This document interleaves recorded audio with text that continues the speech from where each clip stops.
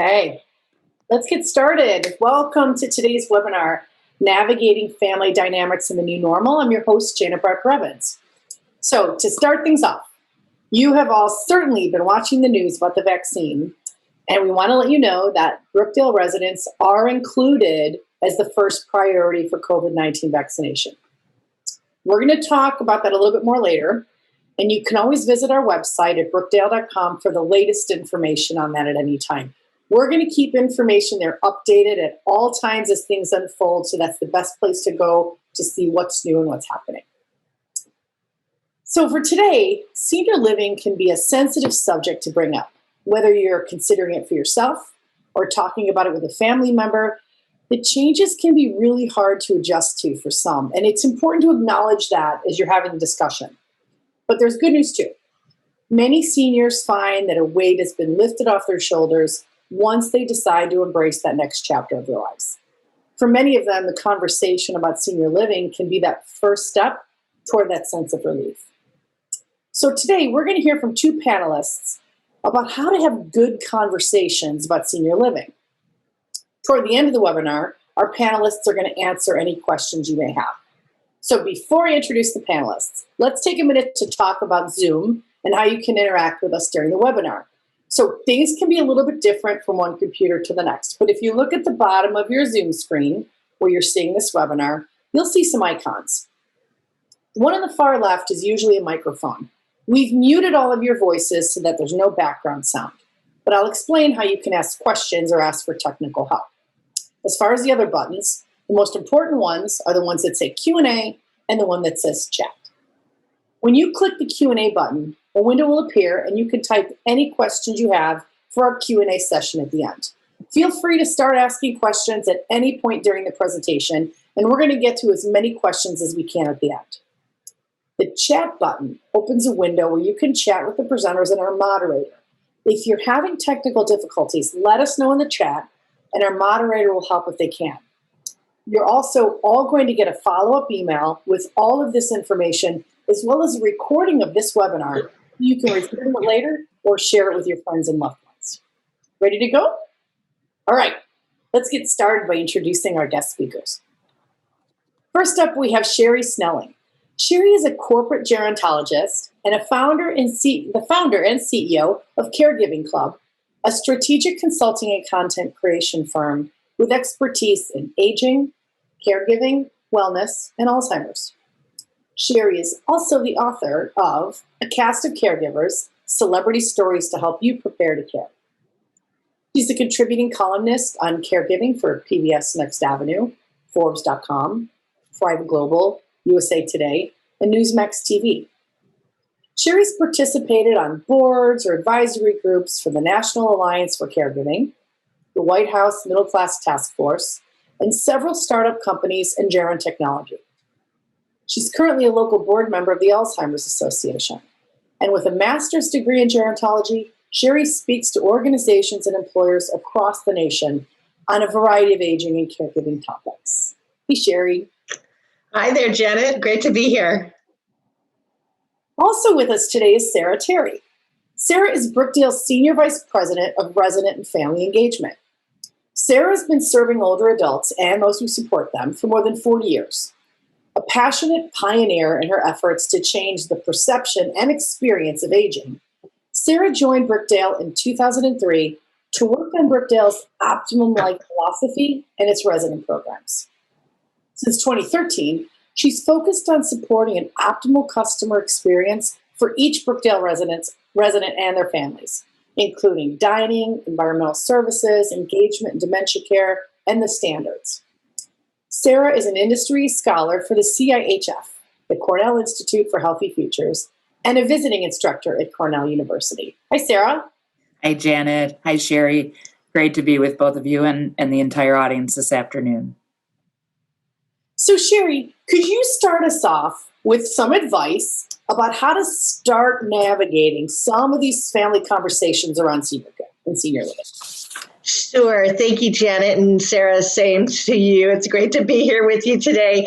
I also want to welcome our audience. I know that you're joining us from all across the country, and Woo, what a year we've had, right? So we're entering into the final month here of 2020 and holiday season, and we're going to be gathering maybe with families in person or maybe virtually. And so it's a great time to kind of think about these conversations that have been happening around long-term care and aging and caregiving, and particularly in the scope of what's happened with the pandemic. So what's happened, I think, this year has been really interesting because we're always encouraging families to prepare to care, to have those conversations about long-term care. And yet, we kind of never really get around to it. And something happened when COVID hit us and the pandemic. And I think what it did is it really brought to the forefront these unforeseen health events that, we just don't know when they're going to happen or who they're going to happen to.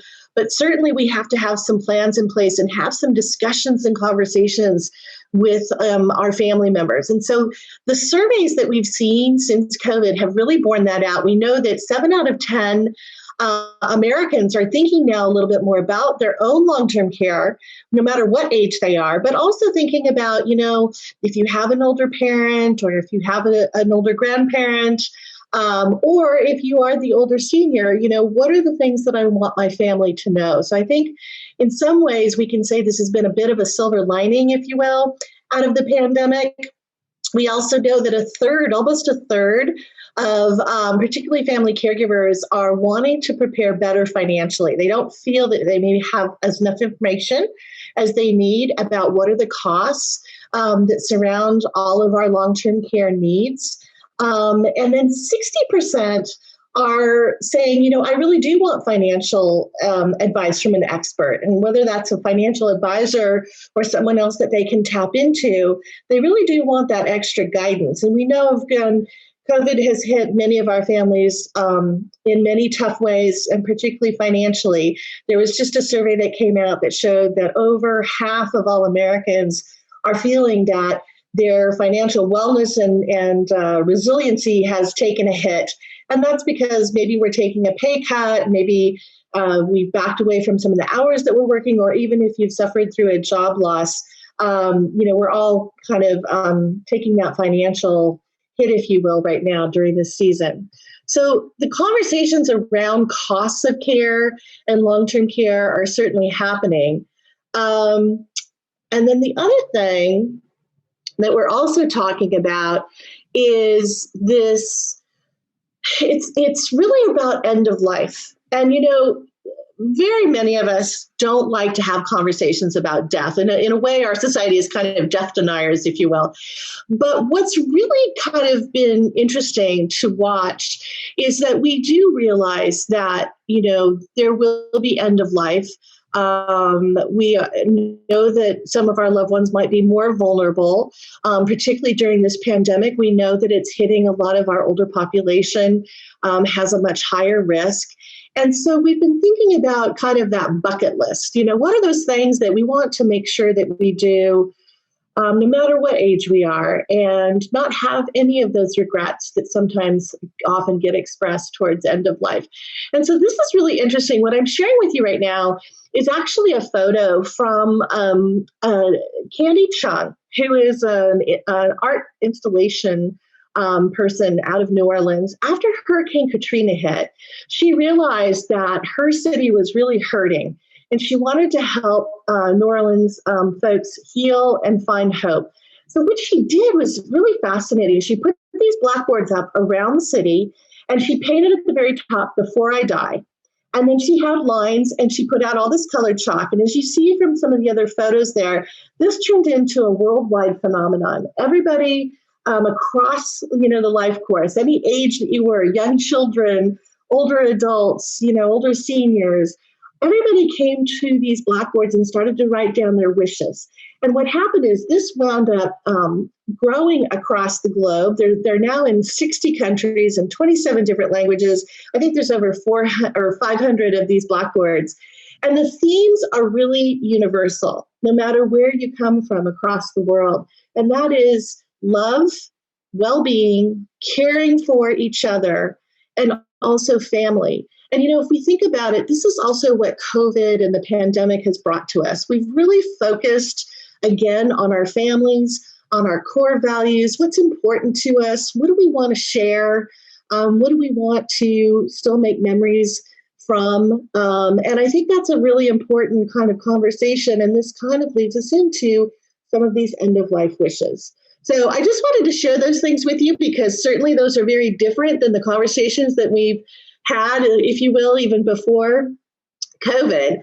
So why the care conversation is important. Okay. So when I go out and I talk to different groups, I get asked this question.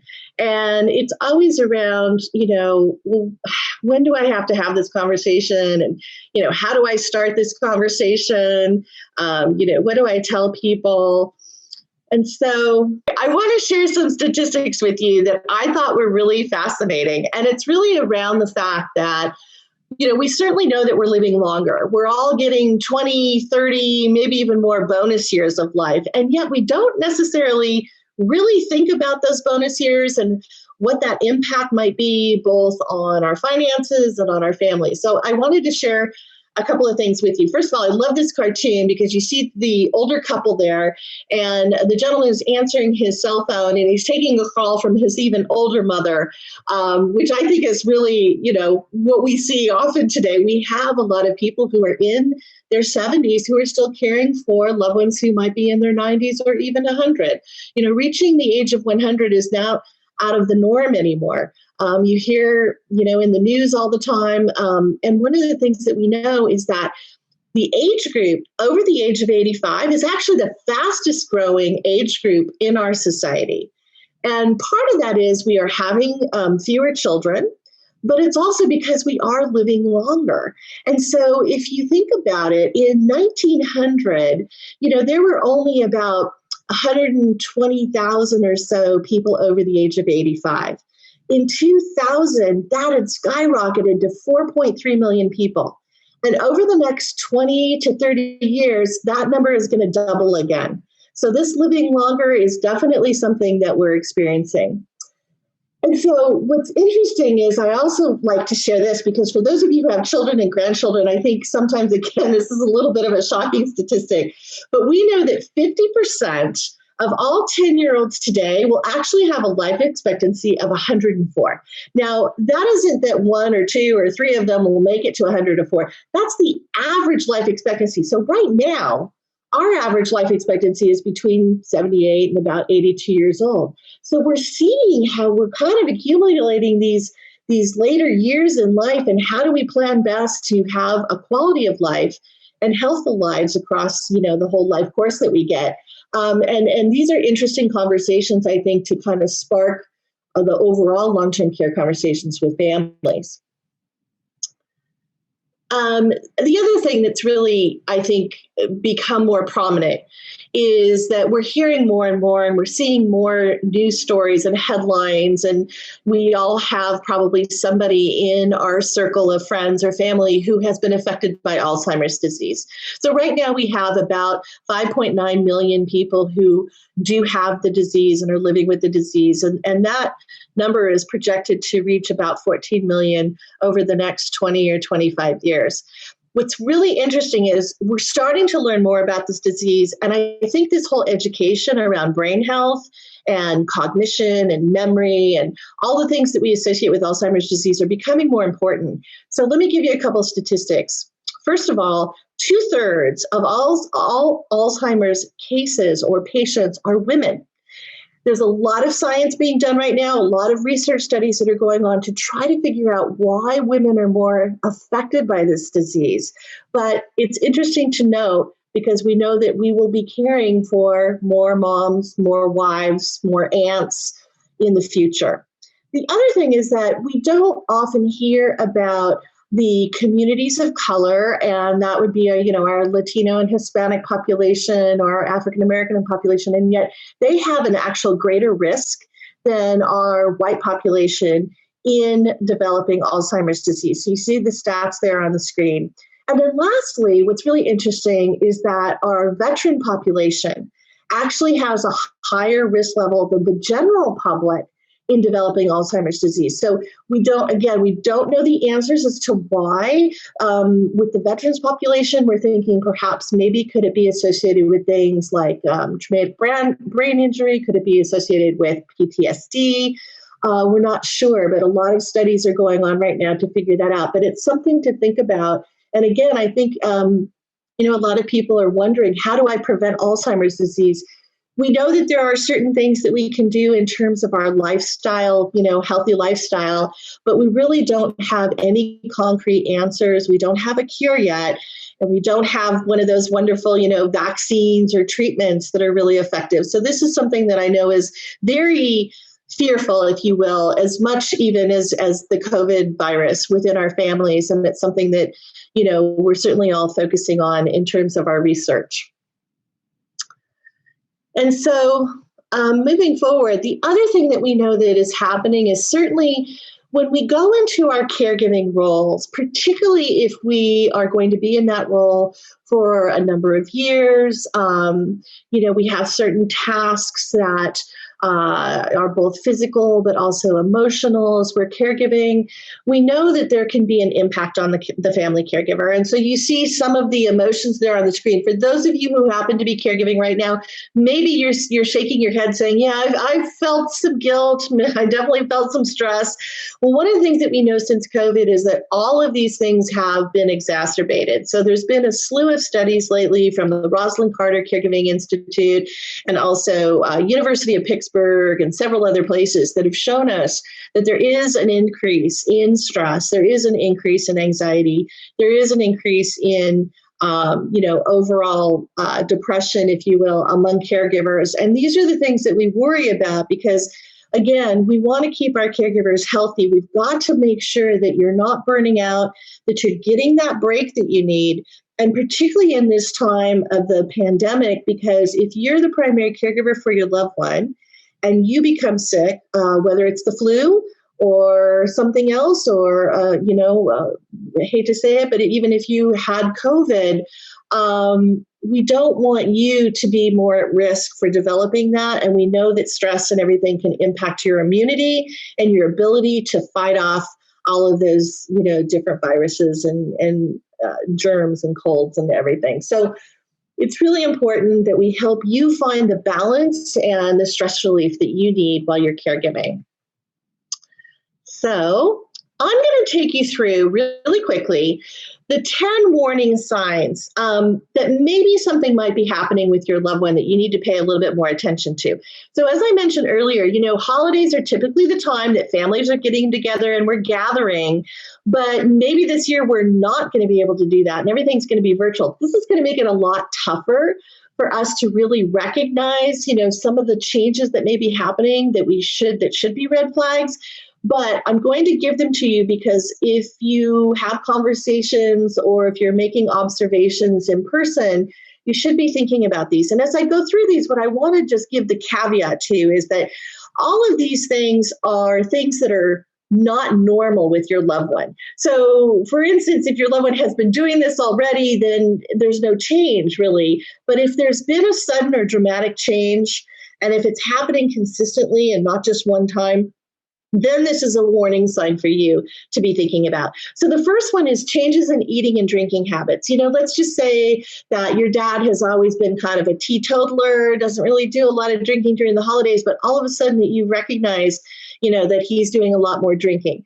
Again, this is something to kind of be mindful of because maybe there's something that's bothering him. Maybe he has, I'll tell you a quick little story. My dad was diagnosed with stage 4 prostate cancer right before the holidays a few years ago. And he was a teetotaler, so this is exactly why I'm telling you this. And he was drinking scotch like the best Scotsman out there.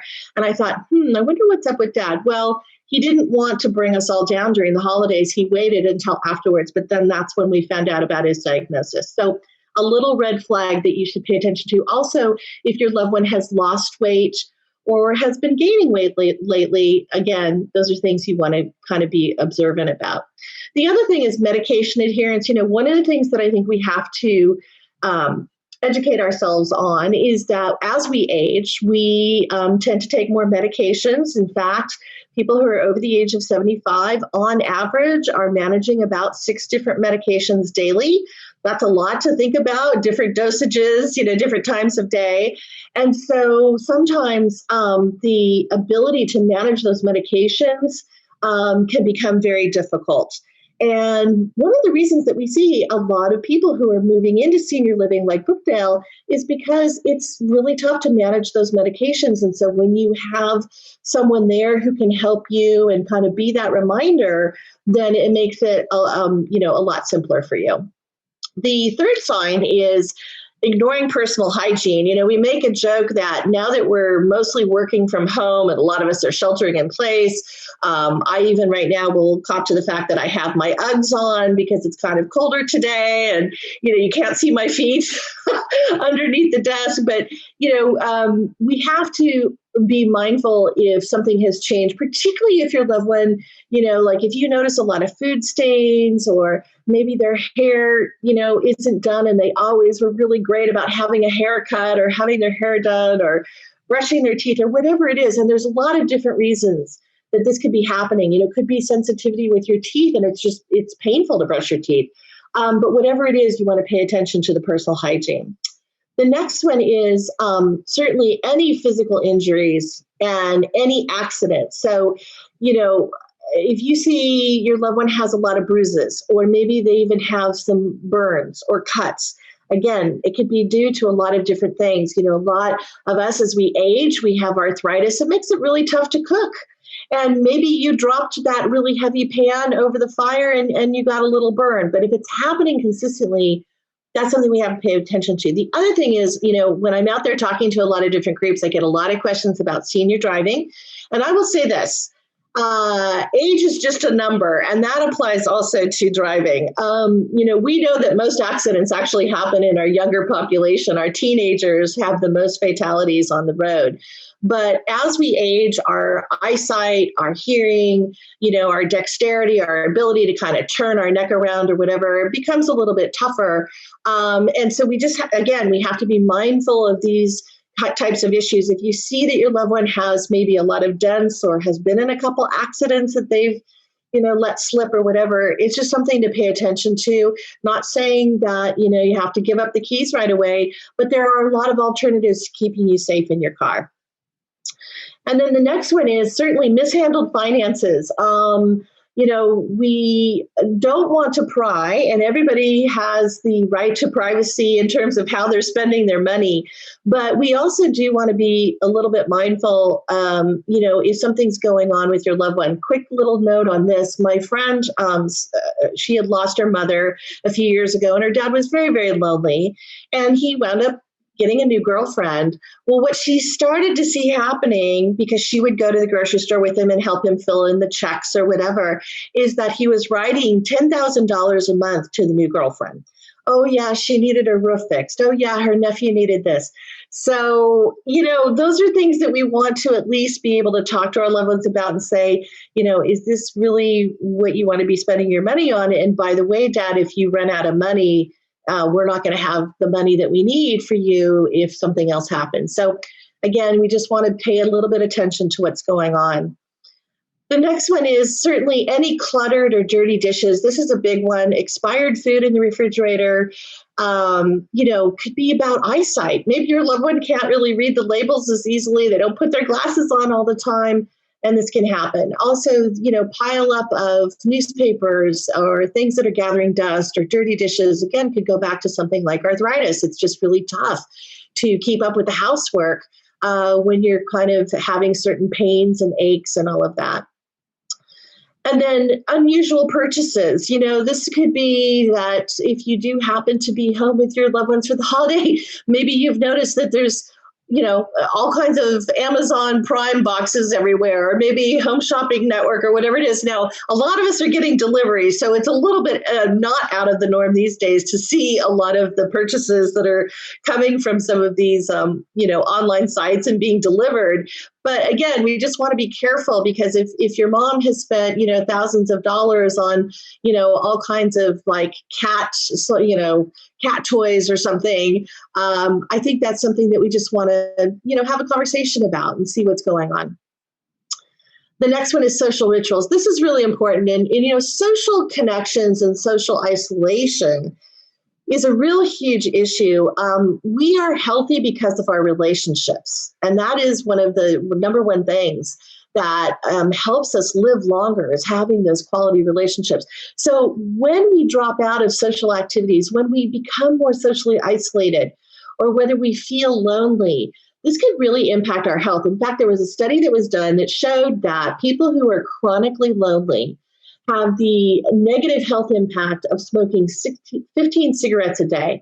So it's the same as if you were lighting up every day on a cigarette just by being lonely or being socially isolated. So we want to pay attention to, if we have a loved one who isn't going to their usual poker game or isn't going to their faith-based services, we have to help and figure out ways that we can keep our loved ones socially connected. And then behavioral changes. This is a tough one, because as we get older, our behaviors do change. I mean, sometimes we're a little crankier because it's harder to get up in the morning. Your knees hurt, your back hurts, your shoulders hurt. I can cop to that myself. But, if it's dramatic change, like all of a sudden your loved one is withdrawn and they're not talking, and they used to be very vital in those conversations, those are things you want to watch for. We often see with a lot of the Alzheimer's and dementia community that they start becoming very quiet because they recognize that they aren't understanding the conversation as easily, or maybe they've said something and people have looked at them like, oh, that wasn't really the right word. So all of a sudden they start dropping out of conversation. So just pay attention to that if it's a very dramatic change. And then certainly lastly, again, with Alzheimer's, I would recommend that everybody, if you're concerned about your loved one, it's not just about memory loss, by the way. We all forget things now and then. But you've seen the commercial. If you put your car keys in the freezer, that's not normal, okay? That's not where you would normally place them. If you forget, the name of your grandchild, that's okay. But if you forget the name of your spouse or your, oldest son or whatever it is, or you forget how to get to the grocery store, those are serious signs. And you should check out the Alzheimer's Association website. The 10 early warning signs are there if you have any concerns. So moving on to the next slide, the other thing that I think is really important for us to think about during these holidays is empathy. We hear a lot about empathy, but what does it really mean? Well, really what it means is stepping into the other person's shoes. And so whether you're an adult daughter or adult son, or whether you are the older parent or maybe the older grandparent, we have to kind of look to what's happening with the other side. And so if you're younger, you are having a very fast-paced life, you're juggling a lot of balls, you're looking forward, you're making plans, you feel in control of your life most days. But this is not necessarily what's going on with our older loved ones. Our older loved ones, maybe they're retired, life is slowing down a little bit. They're looking back over their life and thinking about, what was my legacy? What am I going to leave, in this world? And you feel a loss of control. Sometimes when our bodies just don't work the way that we want them to work, or, people are pushing us and you kind of feel like, well, wait a minute, that's my decision. We just have to be mindful, I think, of what both sides are going through, try to accept that, and then try to come together in these conversations. But I think this empathy exercise is really important for us on both sides of the equation, whether, again, you're an older senior talking with an adult child, or whether you're an adult child talking with your parent or grandparent. And then we're going to have different types of conversations. This is not going to just be a one and done type of thing. Obviously, the most important conversation is with our loved one and with the person that we think might be caring for us. But we're also going to have conversations with, a spouse or partner, or adult children or younger children. We're going to have conversations with siblings. If you happen to be an adult child and you've got 4 sisters and you're all caring for mom in certain ways, you're having those conversations. You should have conversations with your loved one's doctor. I always say that it's good for, particularly as we get older, it's good to have that partner and that advocate that we can bring into the conversation, particularly around, our medical and health issues, because sometimes we need a lot of support and we need that backup. So it's important to involve other family in those conversations. And then support groups can be so wonderful for caregivers. Sometimes we just need to talk to other people who are going through it and share and learn and find great resources. And it's really comforting, I think, to have those conversations. And then if you're still working, you may also be having conversation with your supervisor or your manager at work and talking about the challenges that you're having juggling work and caregiving right now. And hopefully your employer will be there to support you with different benefits and different things that they have. So the care conversation is something I wrote about in my book. It was a whole chapter, and I'm going to take you through a real quick overview of that. But people always say, well, when should I have this conversation? Well, the formula is this. If you're 40 or if you're an older senior and you're 70, you should be having conversation with your family about this. And everyone always says to me, oh my gosh, but everybody's healthy, everybody's fine. And that's the whole point. You do not want to wait until there's a crisis, because then emotions are high, tensions can be high. You may not feel as well about having that conversation at that point in time. So doing it earlier is actually better for everybody involved. The other thing is we want to have the conversation in person and when we have a lot of time to relax and spend time and be present. Sometimes the holidays are tough because we're all putting on our party face. Maybe we're getting together on Zoom or in person. Everybody's happy. Again, you don't want to bring the party down, right? So sometimes holidays are not the best time to have the conversation. They're times maybe to observe and then set up time afterwards to have these conversations. And then, as I said, it's just going to be the start. You're going to have many conversations, both with your loved one and others, but don't wait for that crisis. So let me take you through the care conversation method. And so in this method, we're going to break it down into the word care. And we're going to start with C, which is create conversation. So how do you even start these conversations? Well, I think for a lot of us, and I'm talking now mainly about adult daughters and sons, very often it's like, okay, I know I have to take care of this. I know I have to help my mom or dad. I've got a checklist. I've got to find out about this, and this. And all of a sudden, we're acting like a 60 Minutes reporter and we're putting mom or dad on the spot. We don't want to have that kind of conversation initially. I think what we want to do is we want to ease into these conversations, and usually headlines. I mean, as a journalist, I will tell you that using a headline or something that's happening to like the world with this global pandemic or something that's happening to a celebrity can often bring us into these conversations. So what you want to be doing is you want to fact find right now. You don't want to solve the problem. You just simply want to gather some information, gather some insights from your loved one. And so, as I said, use some headlines. COVID-19, obviously, the biggest headline that we've had all year long. Well, what's interesting is we know that our older population is more vulnerable. So you see Prince Charles there, who had COVID-19 earlier this year. We also know communities of color are more affected. So Idris Elba, who is wonderful, wonderful actor there in the middle, would be, maybe one of the stories that you can bring up. And then also Tom Hanks, everybody loves Tom Hanks, right? Well, who knew that he had diabetes, which puts him at more risk when he developed COVID when he was in Australia filming a movie. The flip side is the Alzheimer's conversation, which many people are fearful of because we still don't know a lot about that disease. But I can tell you one thing, having conversations with my dad and my stepdad before they passed away, anything that I could weave James Bond and particularly Sean Connery, because to them, Roger Moore, Pierce Brosnan, okay, those are fine. But it's Sean Connery. He is the real James Bond. So if I could weave anything about James Bond into a conversation, I knew it was going to be a winner.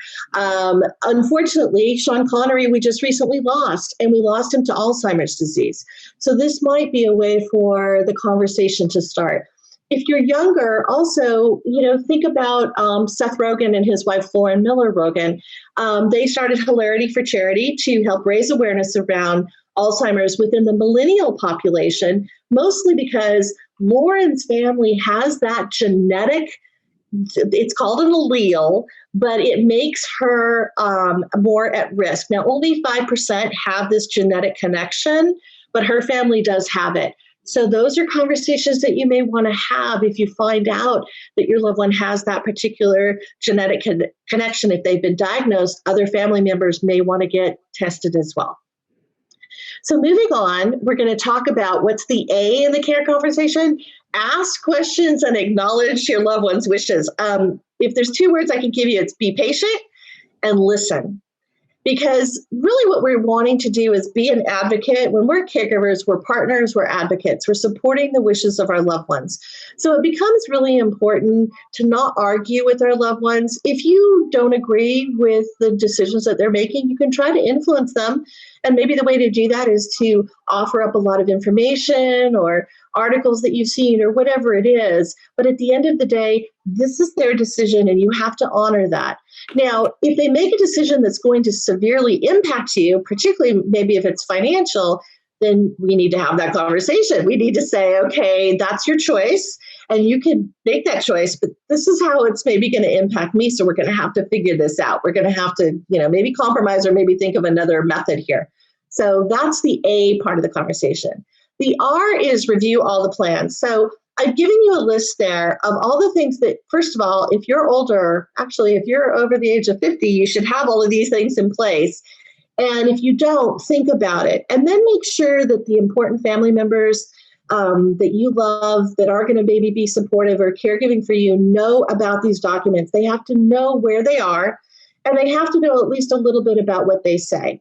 And because they have to be your advocate, particularly in a situation where you may not be able to speak for yourself, some things maybe happen, there's been an emergency, whatever it is, but also to support those wishes that are very important to you. One document I didn't put on here, I just want to make a quick note about because I think it's a wonderful document for families. It's called the 5 Wishes. It basically is similar to an advance directive, but it's all about end of life. And it's what are those 5 essential wishes that you have to give you that dignity at end of life. And so you may want to check that out. And then the last thing in our care conversation is engaging the whole family.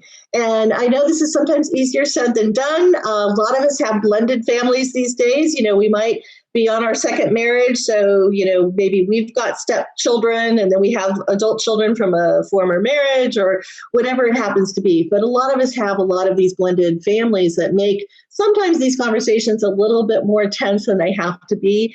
But again, as a caregiver, I think what's really important is you want to ask for and accept help.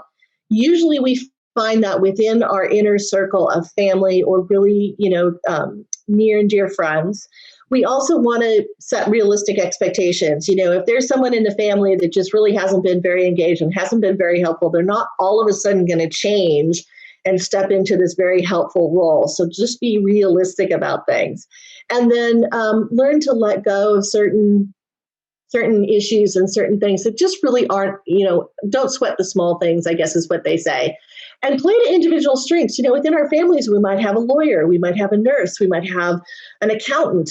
Play to their strengths, have them help out with certain documents or paperwork or, conversations with doctors or whatever it happens to be, and avoid conflict. And sometimes the way to do that is to bring in an outside party who's objective, somebody maybe from Brookdale who could talk with your family and give you some insights as to what to think about, particularly with senior living decisions. So those are all the things a part of the care conversation. And I mentioned siblings, and I just wanted to make a quick note. For those of us who might be caring for older parents and we have siblings, again, we have to be realistic. We tend to fall back into our childhood roles, which is really fascinating. From a psychology standpoint, I've studied this. And so if you're, the oldest of the bunch, you may take on that leadership role. If you're the youngest, they tend to be more of like the companions and entertainers of the family. And if we have old hurts, if we think, well, mom always loved you more, or dad did more for you here, or whatever, all of a sudden that gets exacerbated when our parent becomes ill. So if you're the parent, recognize that you might still have to help soothe over some of the issues that are happening with your adult children. If you're the adult child, just understand that those emotions are going to come forward, and you have to figure out ways to get past that, because ultimately what you're focused on is taking care of your parent and doing that in the best way that you can, hopefully as a team. But again, you have to give them the expectation of this is what I need from you. Sometimes it's just emotional support, but whatever it is, we have to just be realistic about those things. And so I just want to turn it back over to Janet and to Sara, and thank you all for listening. And hopefully we've given you some great insights about how to have these conversations with your family. Yeah, thank you, Sherri. That's great. That's great. So we've just heard all that great information from Sherri about why the CARE conversation is an important one to have with loved ones. I love the CARE acronym, right? We've gotten some great tips about how to set up these conversations so they have context, so they're gentle, so they can be productive, and so they lead to that sense of relief that we talked about earlier.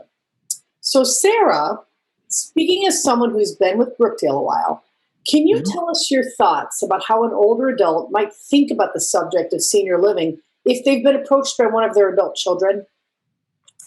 Yeah, and as Sherry mentioned, this is a very personal, right, individualized, person-centered conversation. But having heard the voices of older adults for almost 40 years, our residents, former residents, family members, it's really important for them to stay at the center of the conversation. I think, Sherry, I'm reinforcing your point of ensuring that their voice is heard, that they're not being told what to do. They don't typically want to be told, just like, and to me, that's ageless, right? That's not just an aging perspective. That is, for most of us, we don't like to be told what to do.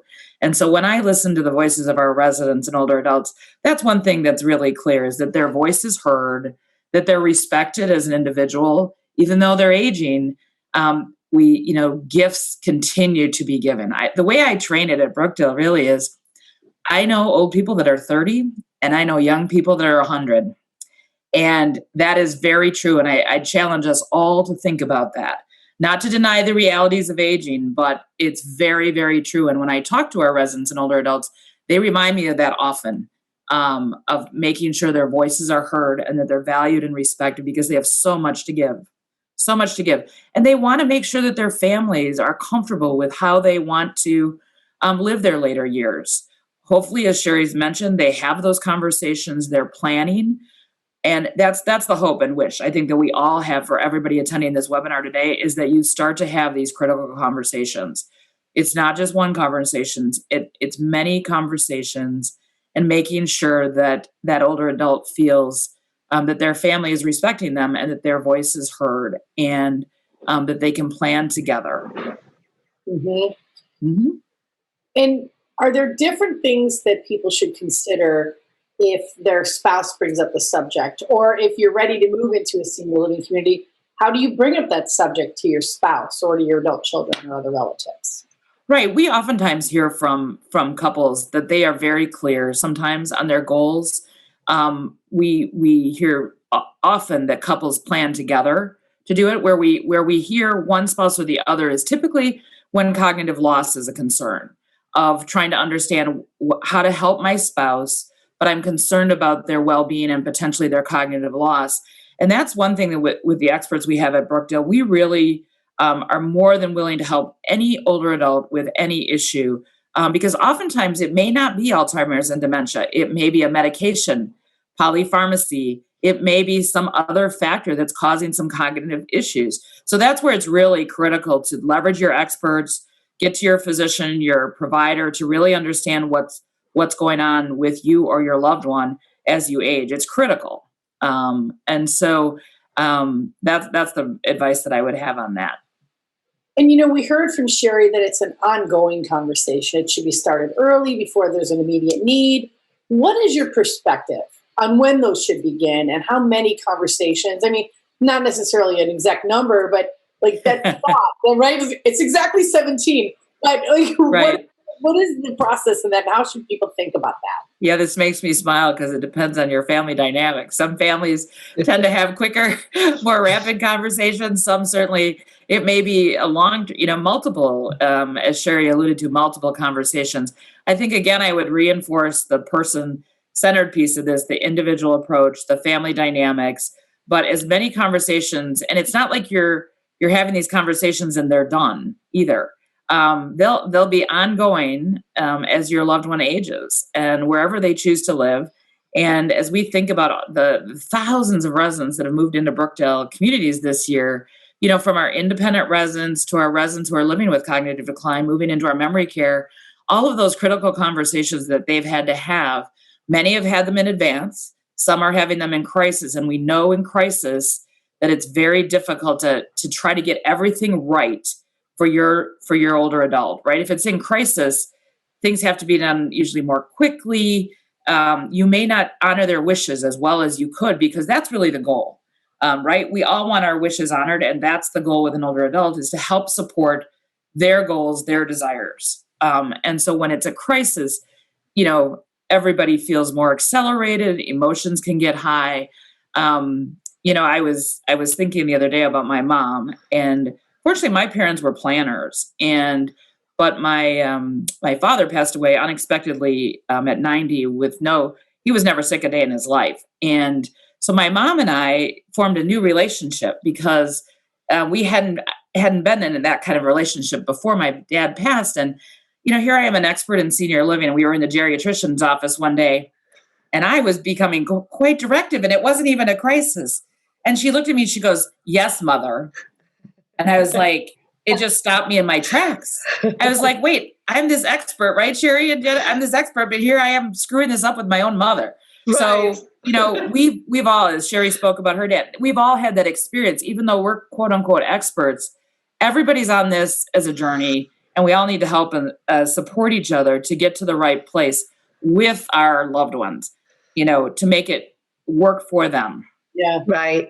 I think you're so right. I know I've experienced that myself with my own mom, where I'm like, Mom, I'm out there giving people all this really great information, and then I can't even get you to talk to me about this, or we can't, whatever we're doing. So we kind of laugh about that a little bit. I wanted to just pop in here for a moment, and I wanted to mention, I kind of alluded to blended families, but I think it's really, really important to think about that. If you have a situation, and I'll bring up Casey Kasem, right? The top 40 DJ who recently passed away about 5 years ago or so. But if you were familiar with that situation, he had adult children from his first marriage and then his second marriage, and his second wife and his adult children were very much in conflict over his care.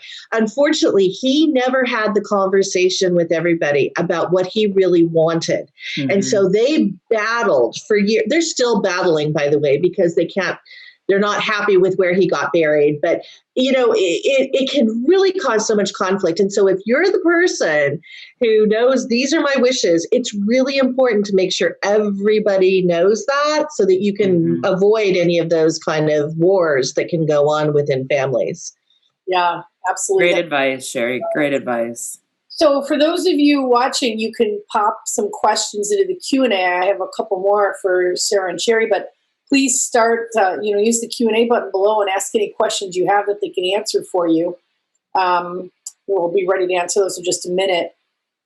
Really quick, the recent news of that COVID-19 vaccine is certainly going to be a topic of conversation. Yes. For the season, Sara. Can you tell us a little bit about how Brookdale is planning to distribute the vaccine to residents and associates when it becomes available? Certainly. Happy to share what I call the next hopeful phase of this pandemic. We've certainly seen, just like many of you, I'm sure all of you on the webinar today, a fair amount of challenges this year, a fair amount of silver linings, but this is the next phase of hope in this pandemic. So we are so proud and excited that that our residents and our associates are part of the long-term care pharmacy program through the federal government to be first priority for the COVID-19 vaccine. Now, I usually say right now, based on the information we know at the time, but we know that for a fact. So I'm saying it for sure. The first vaccine that was approved is the Pfizer vaccine. So we're in the process with our partner CVS, as well as, you probably, if some of you are reading the news, you know that the state also has priorities, and we're working with the state as well as CVS to schedule clinics. And we've got clinics already happening starting tomorrow in our communities. Through CVS and the Department of Health. So they're using the Pfizer vaccine, which is the only one approved. Actually, I think right now they're working on the emergency use authorization for the Moderna vaccine as we speak. Actually, I think somebody's on that call waiting to hear for that. So that'll be the second, if they approve it, the second approved vaccine. So our residents and our associates are very excited for the most part to be part of that. We're doing a lot of education to bust some of the myths that are around this vaccine. So we're really working hard on that. Of course, respecting everybody's, decision to have the vaccine, but we're strongly encouraging it based on the science. And we're very excited that we're in the first priority for our residents and our associates. Yeah, that's great. Yeah. One thing we did query, we had this idea a few weeks ago to query our retired nurses and physicians who are our residents in our communities. And again, the voices of our residents. It really comes down to that their advice is, this is a time to change the world. This is a time to change history. We've already lived through some challenges like this before, and they're really strongly encouraging their fellow residents and their associates who they love and are serving them every day to take the vaccine as well. So it's fun to hear, our retired nurses and our retired physicians, again, their voices being heard to give advice to our current residents, families, and associates. That's great. So we have a couple of questions coming in. So this has been wonderful. Thank you, Anonymous. Do you have advice on convincing my adult children that I want to and I should move into a senior living community? And as we said, you may not want to embrace it totally over the holidays, but you're going to be with your family a lot. So any advice on how do you convince your adult children if they might be against it or questioning it? Either one of you can grab that, Sherri or Sara. Sure. I'll pop in, and I'm sure Sara will have something to add to this. Yes. But I think it goes back to what we were saying, and that is that if this is your choice, then we have to share that information. But often what we do is we say, well, this is what I want. What we don't realize is the most important part of the conversation is the why. And so if we can get to the why, and maybe the why is I'm lonely and I want to be with other people my age. I just want to have that. Or maybe it's, I want more help and I want to make sure that I'm going to stay safe and stay as healthy as I can and get that help. But whatever it is, talk about the why, because often it's the why that convinces somebody, okay, this is the best decision or this is the best plan. And I think often too, if you're the older adult who wants to move into a senior living facility, very often adult children feel guilty, like, no, I should be taking care of you, Mom. Mm-hmm. I can do it. And it's not always about that. So maybe we have to help them get past that guilty feeling and say, listen, don't feel guilty. I want this. I'm looking forward to it. And then have that conversation about cost, because we know that that's a big one.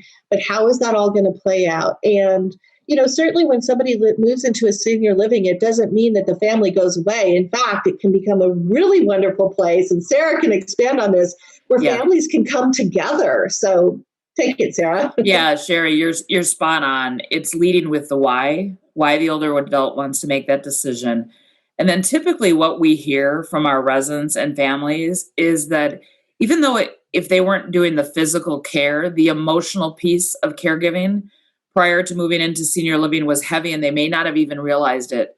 They may be having some of those health issues or changes in behavior on the caregiver side, like you mentioned, Sherri. And then about after 90 days, the resident is feeling really good about the experience, even though the transition can be challenging. That's a personal decision to do this, and it can be challenging, the actual physical move and things. But once things are settled and the transition is there, the older adult they have people that are interesting to be around. They are engaged. They might be doing things they never even imagined they could do. We have people that have started painting at 90 or, and having exhibits and things. And then the daughters typically say, I feel like the daughter again. I don't feel like the worst case is when the daughter becomes the parental and the older adult becomes the child. That's the whole reverse. That's what we're trying to avoid. And so typically the daughter, after about 90 days, it said, I'm the daughter again. I can now have a relationship with my mom that's not potentially contentious, because that's what we want to avoid for sure. So, well, I would also add too that, again, as an adult child, think about your life. Do you have children? Do you work? How much real quality time will you be able to give to your older loved one? Quick story. I interviewed a gentleman who was a World War II veteran, Battle of the Bulge hero, Tony, and he broke his hip and he needed to go into rehab. So he had to go into assisted living for a while. And he wasn't really happy about it at first. And he had lost his wife, so he was very lonely.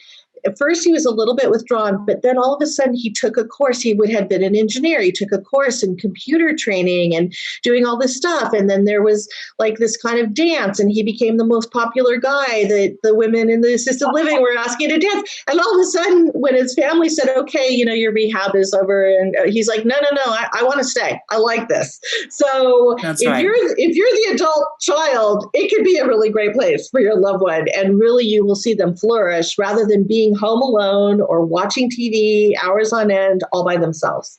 Mm-hmm. Well said. Yeah, there's a lot of great opportunity.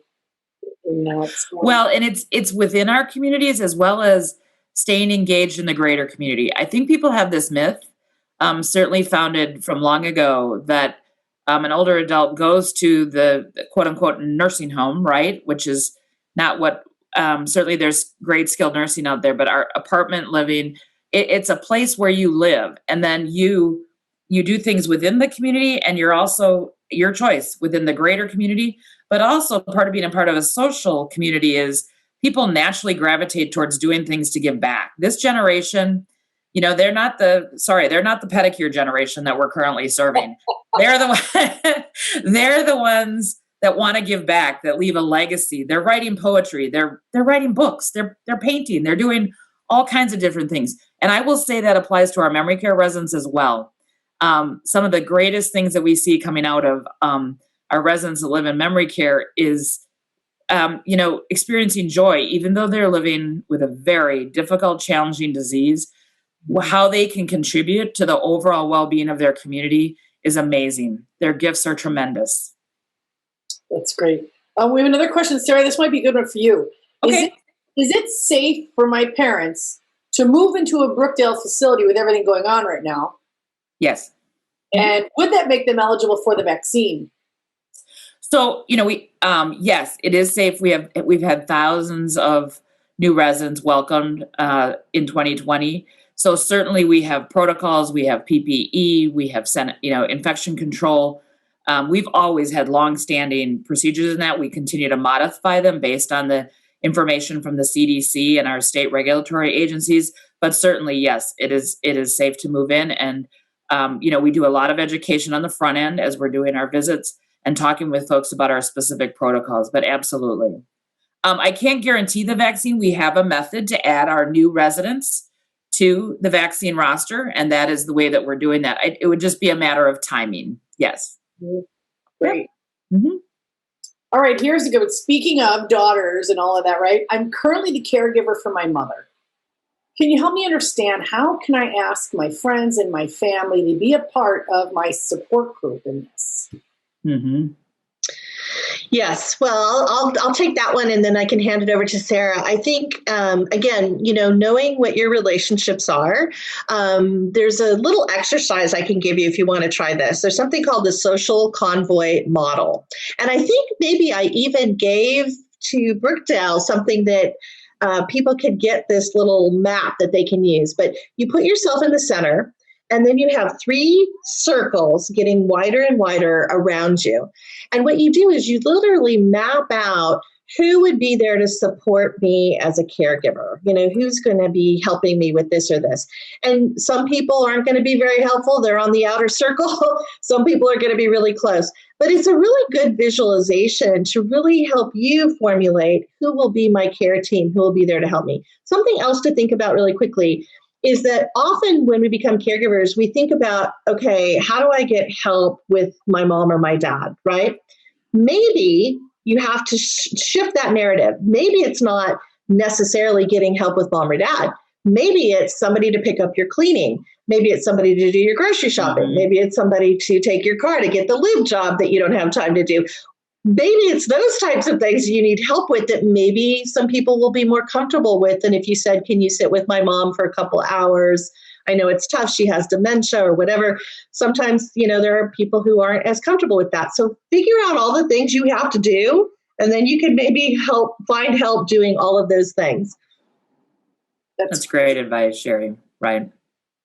Sherri, Sara, thank you so much for joining us today, and thank you for all of you in the audience for joining us. Thanks for answering questions and being here. We're going to email you again a recording and a transcript of this webinar so you can review it later, share it with your friends and family. Please come back and join us again on January 21st for our next webinar, Eat Well to Age Well. You can register right now at brookdale.com/in-the-know. And our webinars feature a different subject every month, so we do hope to see you again. You can also access past webinars on topics like seniors and technology. That was a great one for everybody, not just seniors. Alzheimer's and more. They're all on our website, brookdale.com/in-the-know. And until next time, we hope you stay safe, happy, and well. Thank you so much for being here. Happy holidays, everybody. Yep, Thank thanks, you. everybody.